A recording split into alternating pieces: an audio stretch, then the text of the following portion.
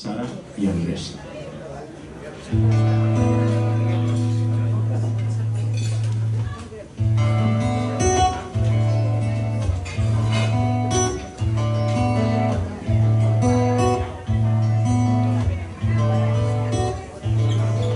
Sara y Andrés se pelean por la noche y al amanecer se abrazan como un broche. Sara y Andrés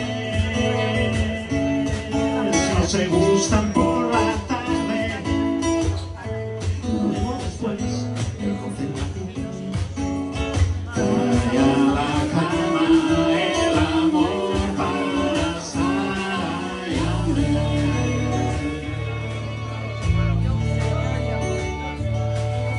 Sara tal vez soñaba con grandes cosas, pero al revés,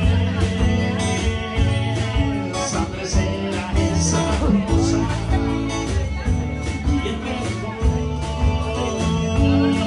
dos levantaron un castillo donde habitar y representar la obra maestra de la vida de Sara y Andrés.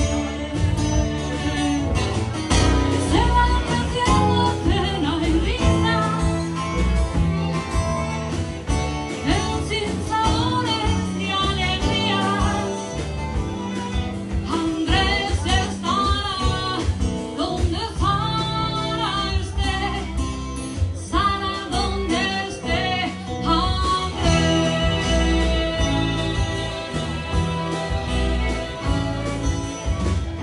Es un vaivén el andar por esta vida, lo que está bien luego no tiene cabida. Quizás tú y yo, quizás tal vez no seamos otra cosa Que Sara y Andrés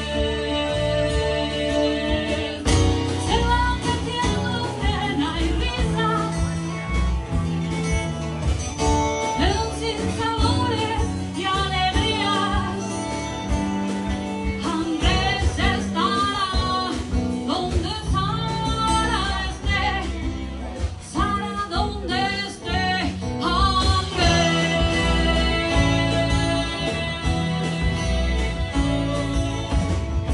Quizás tú y yo, quizás tal vez no seamos otra cosa.